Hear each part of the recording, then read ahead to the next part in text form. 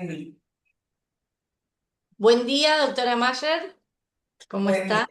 Bueno, vamos a continuar con la etapa técnica del concurso 260, en este caso con su examen oral. Presentamos y agradecemos nuevamente a los doctores integrantes del jurado, al doctor Leopoldo Peralta Mariscal y a la doctora Laila Smith.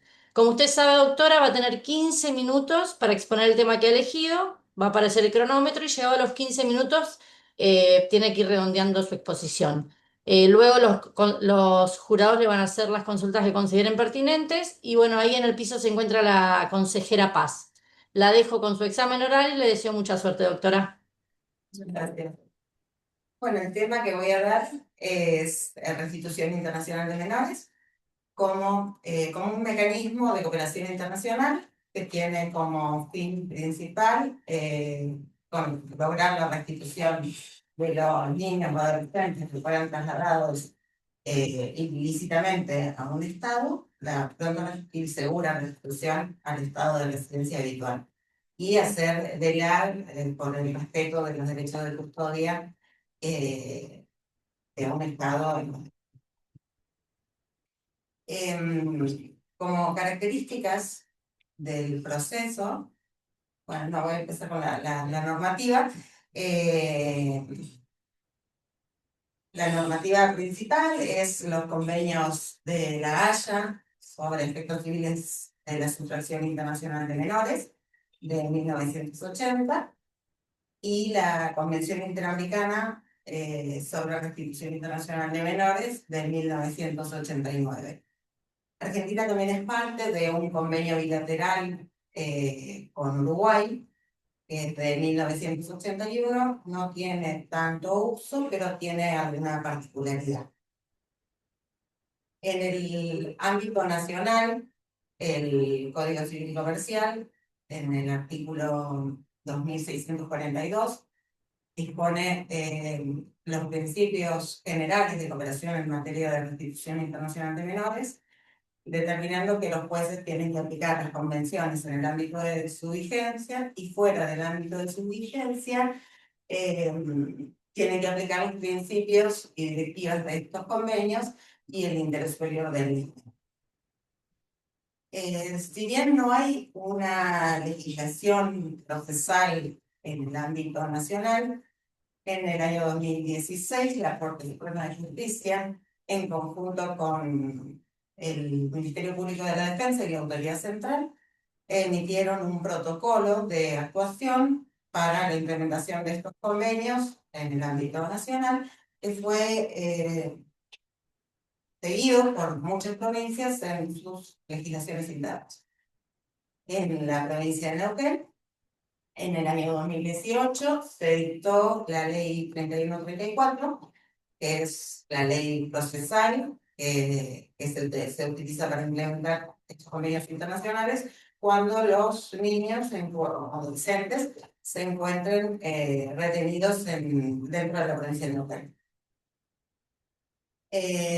Bueno, en cuanto a las características de estos procesos, en primer lugar, es un proceso civil de familia que tiene como finalidad la restitución segura y inmediata de los niños a su estado de residencia habitual y no tiene una finalidad punitiva respecto del progenitor sustractor.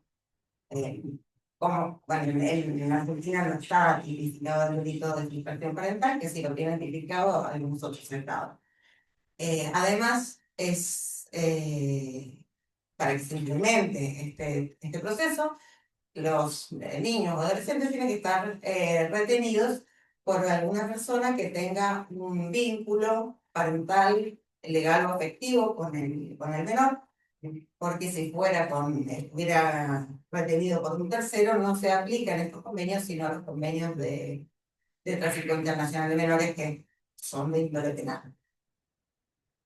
Em, bueno, como característica también es importante decir que es un proceso autónomo cuya sola finalidad es esto de la restitución segura e inmediata de los niños y no tiene como objetivo tratar las cuestiones de fondo que tengan que ver con el cuidado personal, o guarda, o tutela, o alimentos. Cualquier situación que tenga que ver con esto se va a tratar conforme al derecho del estado de residencia habitual y con la competencia de los jueces del estado de residencia. Es más, quedan suspendidos estos procesos mientras dure el proceso de restitución. Es un proceso que tiene que caracterizarse por la celeridad también, ya que la Convención de la Haya dispone un plazo de 6 semanas para resolver desde el inicio del pedido de restitución. La Convención Interamericana tiene un plazo de 60 días. Si bien en realidad no se cumplen estos plazos, más o menos si hay instancias sucesivas, puede llegar a lograrse un plazo reducido en el caso de que sea una única instancia. Y bueno, ahí es otra característica importante, es que debe ser gratuito. Así lo determina la Convención de la Haya, por lo menos en cuanto a lo que tiene que ver con la parte de tributos, tasa de justicia y honorarios de los letrados patrocinantes. Esto es, bueno, a menos que el peticionante opte por tener un patrocinio jurídico privado. Por lo cual, en el caso de que la discusión se diera en el ámbito nacional, o sea, dentro del idioma argentino, se remite al Ministerio Público de la Defensa para que inicie el trámite judicial. En cuanto a los requisitos de procedencia, en primer lugar, tiene que haber habido una sustracción o retención ilícita del niño, o sea, el traslado tiene que haber sido ilícito, ya sea porque fue sin permiso de la otra persona que tenga derecho de custodia, o sea, pasando una frontera sin control, o una retención ilícita, que es más probable cuando se da cuando la persona traslada al niño teniendo permiso, pero no lo restituyen el término de vigencia del permiso. Igualmente tiene el mismo tratamiento si es el traslado o si es la retención ilícita.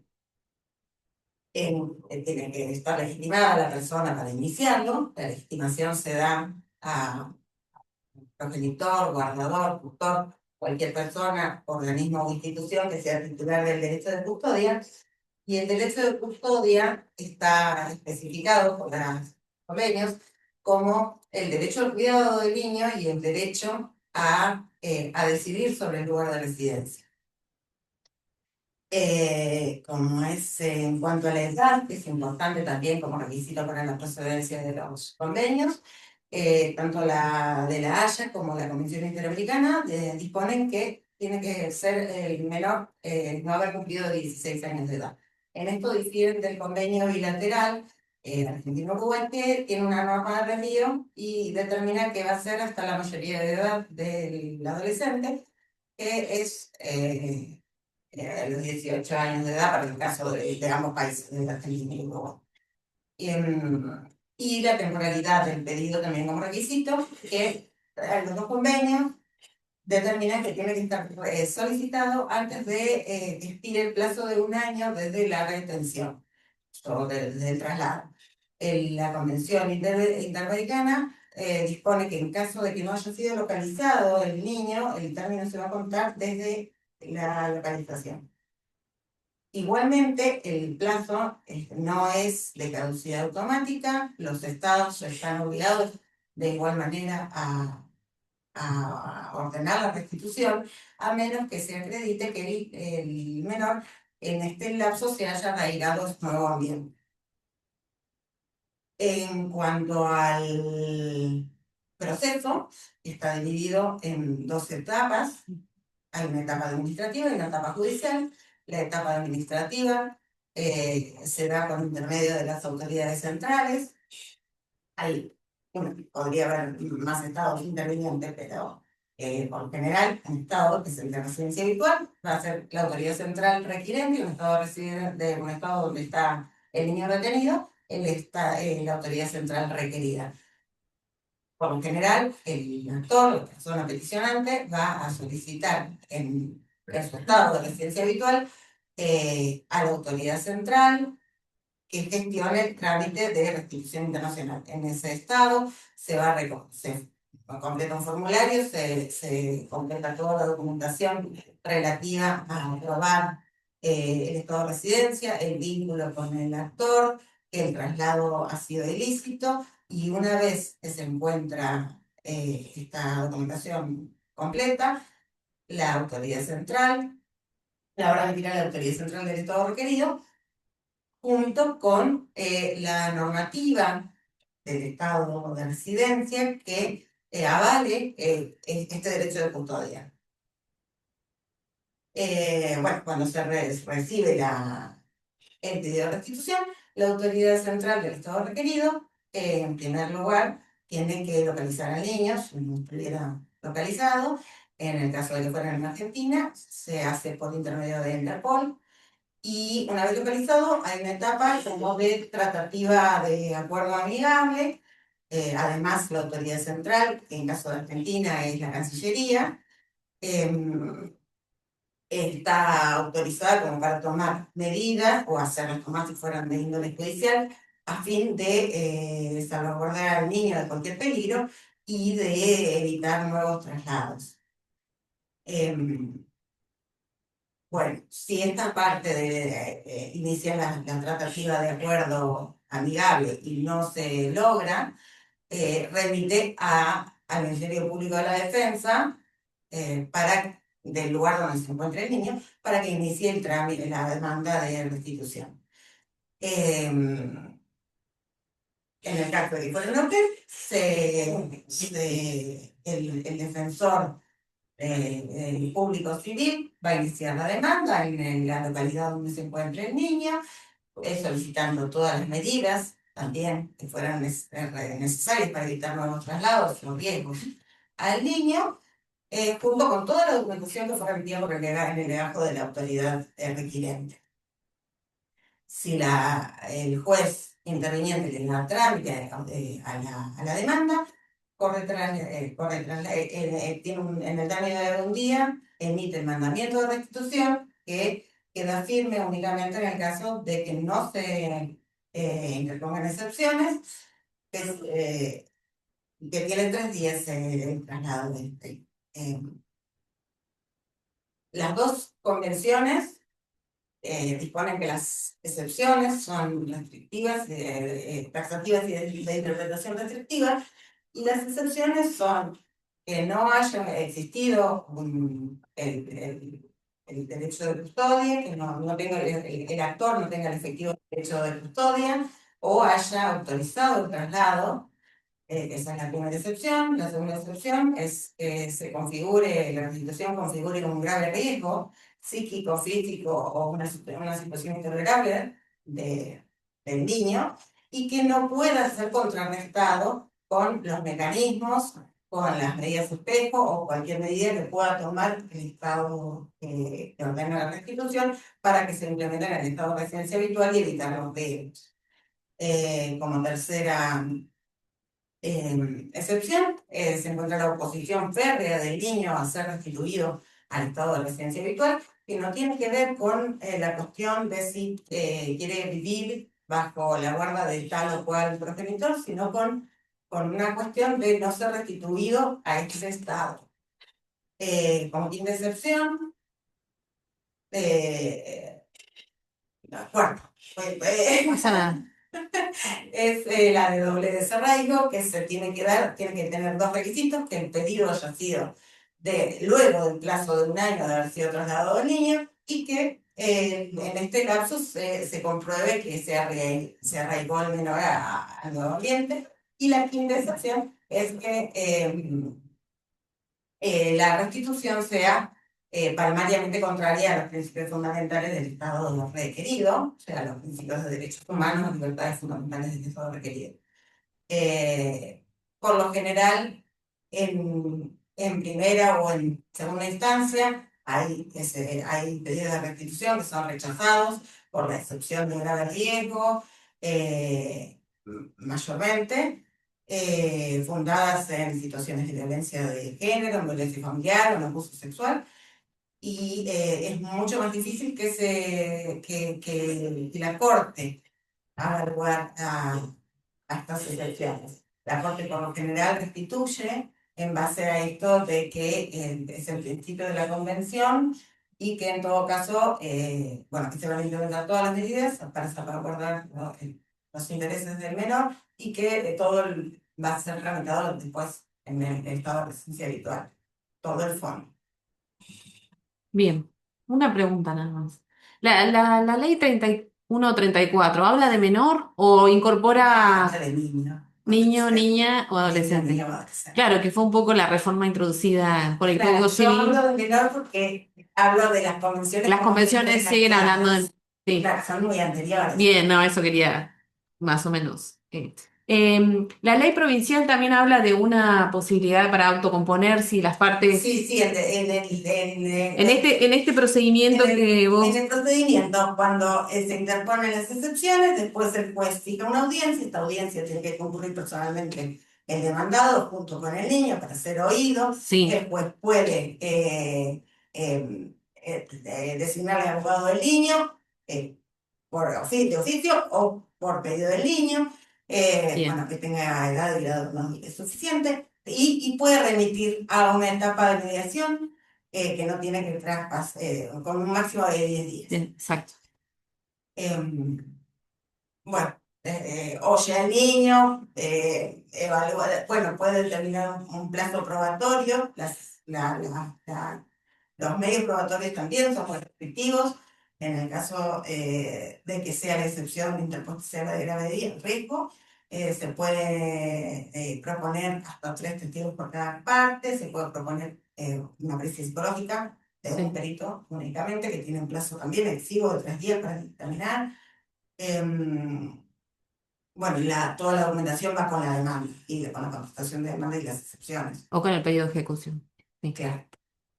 Por mí, está bien. Yo, solo una cuestión que usted mencionó, me gustaría que si puede ampliar un poquito más.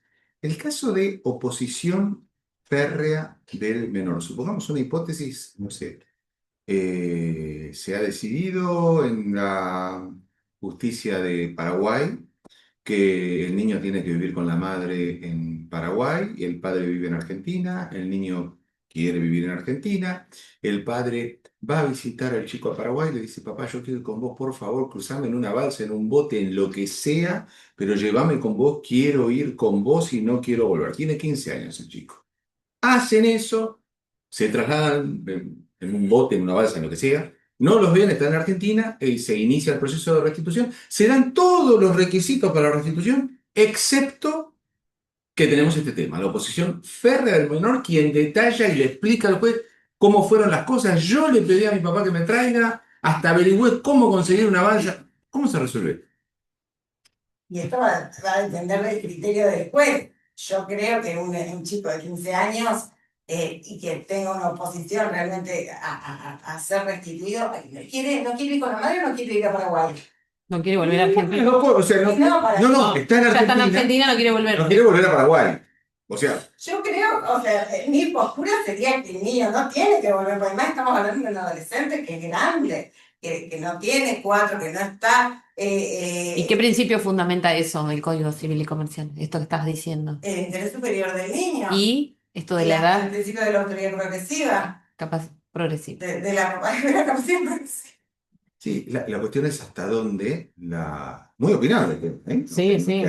La cuestión es hasta dónde la opinión del adolescente puede voltear la normativa jurídica y que en definitiva, porque una cosa es el interés superior del niño no necesariamente tiene que coincidir con lo que él realmente quiere o manifiesta querer. Sí, el reporte que yo vi eran chicos más chiquititos, pero en ningún caso hizo lugar a la oposición del niño. Creo que hay un antecedente, pero no de corte, de una nena que está solicitada la restitución a Bélgica y que además, si volvía a Bélgica, iba a ser institucionalizada. Y que además empezó con amenazas de suicidio y cosas, y esa no la restituyeron, pero no me parece que no es de corte y no sé si está firme. Con lo cual entonces la conclusión sería... Bueno, que no tiene que ser restituido. En el caso que usted me plantea de un adolescente de 15 años que está próximo a vencer el plazo por el cual ya ni siquiera sería aplicable el tratado. No, pero por eso dije 15, porque 14, 13. Una edad donde indudablemente es aplicable el tratado, Sí. pero también firmemente el chico manifiesta su voluntad. Yo creo que hay que tomar la voluntad de ese chico, pero bueno, eso va a depender del criterio del que está juzgando. O sea, cada uno va a tratar de acreditar el fundamento que avale la posición. ¿Algo más? Nada más. Bueno, acá te vamos a pasar 4 preguntas que de todos modos te las vamos a ir leyendo, te las vamos a ir explicando, más que nada que es las mismas, es el mismo esquema que mantuvimos con las otras concursantes, ¿sí? Te saco de tema de restitución internacional, ya está. Nos vamos a régimen de restricción a la capacidad jurídica, ¿sí? En este sentido, queremos que nos digas qué implica la restricción a la capacidad y la diferencia con la inhabilitación y la declaración de incapacidad, ¿sí? Que nos expliques cada uno de estos institutos y las diferencias. La diferencia entre la restricción de la capacidad, la inhabilitación Y la incapacidad. y la incapacidad. Bueno, la restricción, en principio, la capacidad es la regla, todos somos capaces de ejercicio, que empieza, bueno, la capacidad de hecho, y tiene que ser eh, específico, los casos muy excepcionales, los casos donde se restringe la capacidad. La restricción de la capacidad implica que por una sentencia judicial se le va a restringir determinados actos a una persona porque se acredite que en su propio beneficio puede poner en riesgo el ejercicio de determinados actos jurídicos, más que nada, aunque puede y tener que ver con algún acto de la vida cotidiana también. En este caso, el juez va a determinar el sistema de apoyo, porque la persona seguiría siendo capaz y va a tener capacidad, restringido algunos aspectos. Los apoyos pueden ser judiciales, o sea, cuando están determinados en la sentencia de restricción, o extrajudiciales, que bueno, que se dan en el ámbito de la vida cotidiana de la persona. Esto en cuanto a la restricción de la capacidad, que es, bueno, que además se da en la mayoría de los casos, porque la incapacidad están las dos dispuestas en el artículo 32 del Código Civil y Comercial, se da solamente en el caso de que la persona no tenga ninguna posibilidad de comunicación con el entorno. En este caso se le designa un curador. O sea, porque además, bueno, la diferencia está dada también en el sistema de apoyos. La idea es que acompañe a la persona para que ella sea la que tome la propia decisión y se respete su voluntad, que sea como el nexo entre la persona y todo la sociedad para fomentar la autonomía de la persona. Bueno, la inhabilitación está dada en la realidad. Yo nunca vi ningún caso, pero para cuando una persona dilapida sus bienes, o sea, lo que llama un pródigo, y se le restringe también la capacidad para estos determinados actos de administración o de disposición y se le designa también un apoyo. En todos los casos tiene que haber una evaluación, o sea, una revisión de la sentencia, que el código determina que es en el término de 3 años. Actualmente hay sentencias que determinan plazos diferentes, con base a criterios totalmente distintos, porque en algunos casos es porque la persona no tenga demasiadas posibilidades de progresar y en otras al revés. Si se ve que tiene muchas posibilidades de progresar, no lo hacen porque no se revisa porque podría solicitarlo a la misma persona. Pero bueno, el código determina que el juez está obligado a revisar la sentencia de restricción o de incapacidad en el término de 3 años y el Ministerio Público tiene el deber de controlar que se revise la sentencia. ¿Se puede acotar ese plazo de 3 años? Sí, se ¿A puede, pedido de quién? a pedido del interesado, o sea, vendría a ser de la persona que le restringieron la capacidad. Bueno, no, legalmente solamente en ese caso, pero ¿El Ministerio Público lo podría pedir? sí, totalmente, en Ujú. recuerdo de los intereses de esta persona.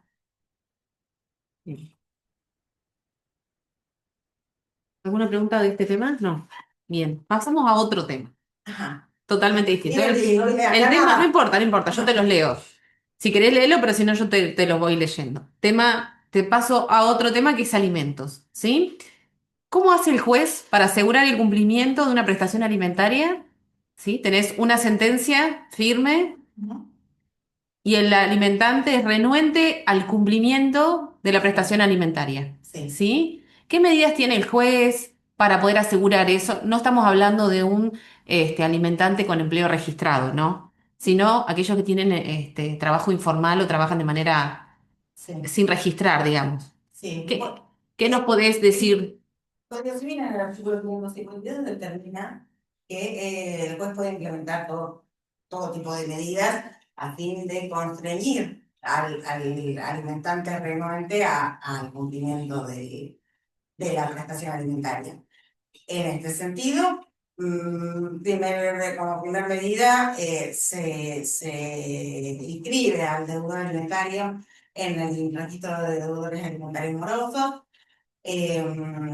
Otra medida bastante utilizada es se le requiere el registro de conducir,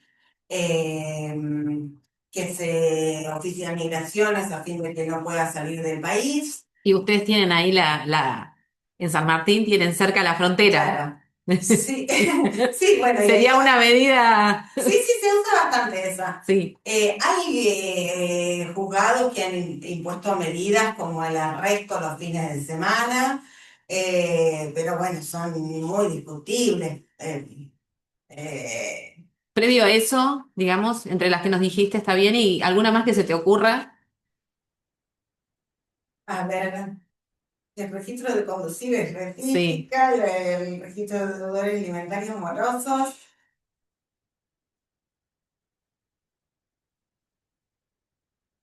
Ay, no se me ocurre. Está bien. Doctor, ¿algo más de esta pregunta? No, no. Bien. Ah, son tuyos. 3 y 4. No, pero no hay problema. No, no, pero.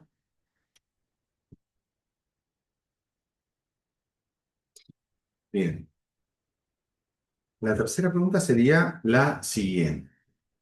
Un paciente se encuentra con respirador artificial, internado obviamente, en estado de inconsciencia. Un hijo pide el retiro de los soportes vitales para asegurarle una muerte digna y el otro se opone. El paciente no dejó ninguna directiva al respecto.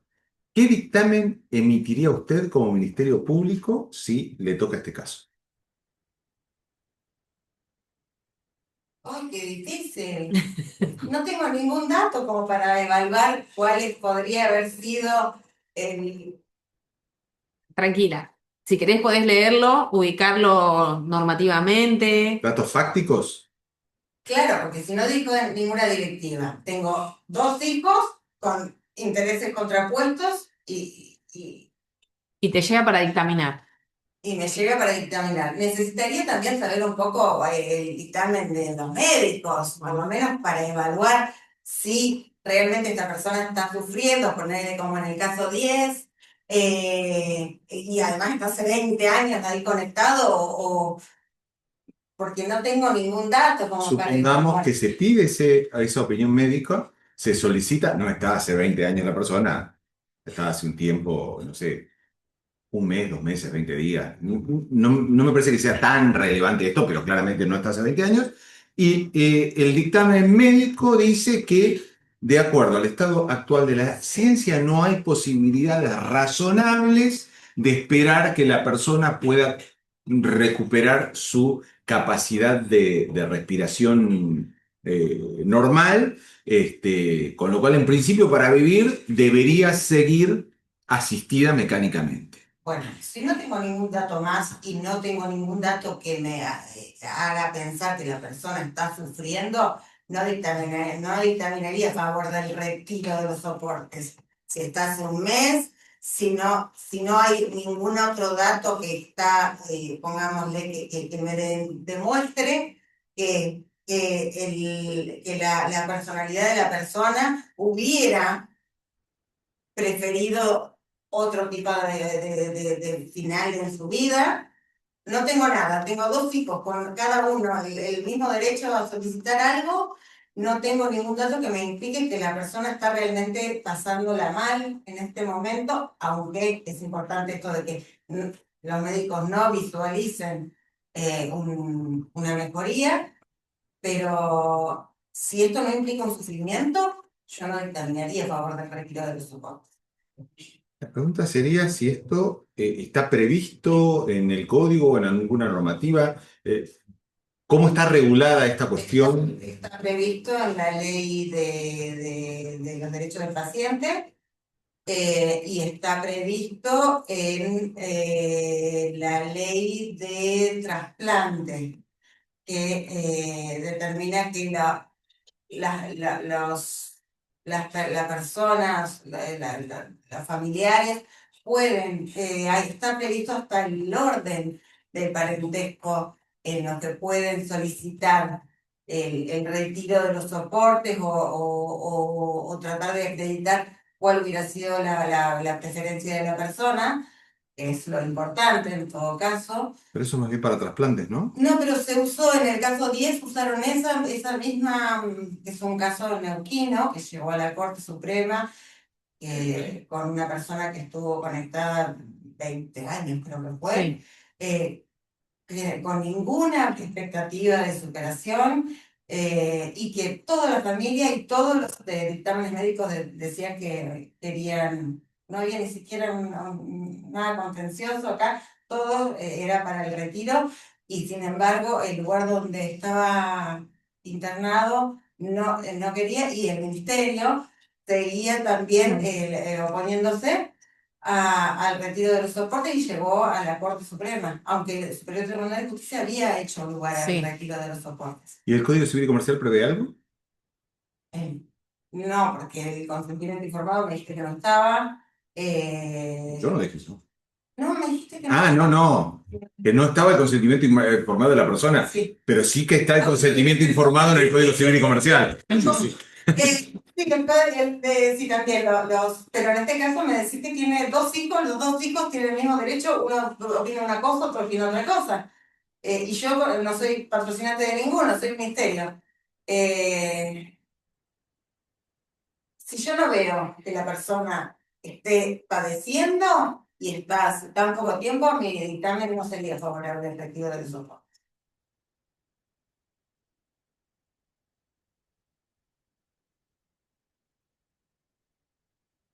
Bien, última, ¿no? Sí. Sí. Última pregunta.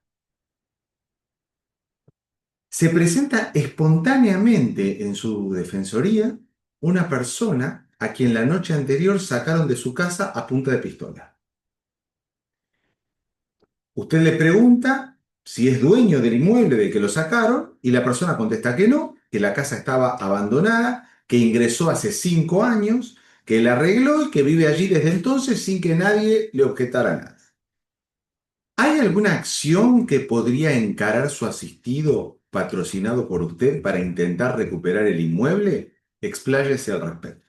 Sí, tiene acciones posesorias esta persona. Con interdictos también de recobrar la posesión que la necesita demostrar el derecho real. Bueno, lo de la punta de pistola me parece que yo tendría que ir por la parte penal, pero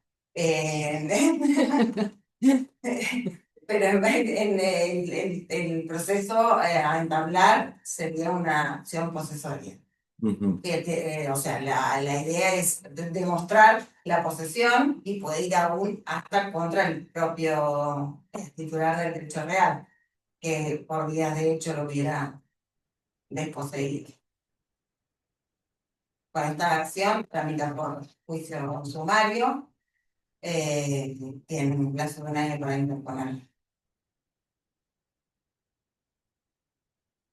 Usted habló de acciones posesorias en general. ¿Alguna específica, alguna distinción que quepa hacer? Bueno, las acciones posesorias fueron modificadas un montón con el Código Civil y Comercial.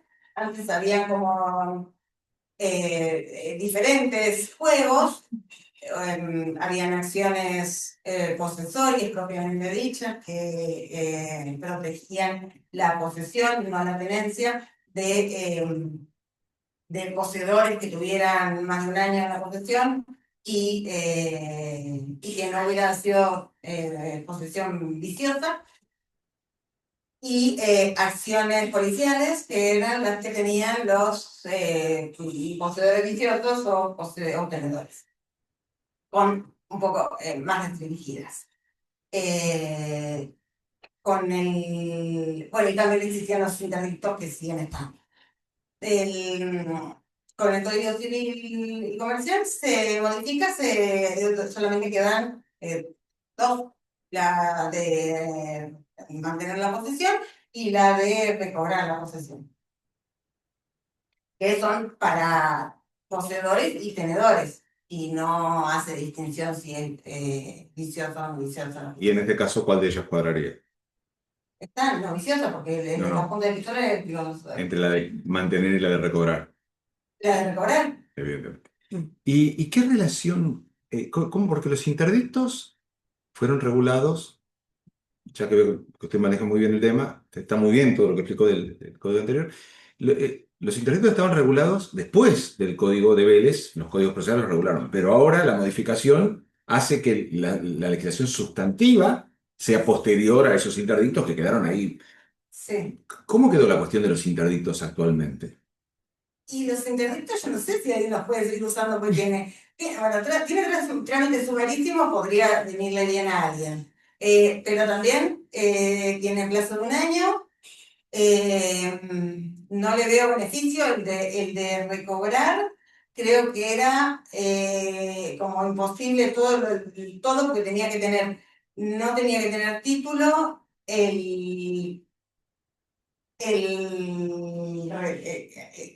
la parte pasiva, el sujeto pasivo, no tenía que estar en posesión, entonces en realidad ni por sí mismo ni siquiera siendo tenedor, entonces como que no entiendo bien cuándo podría ser útil.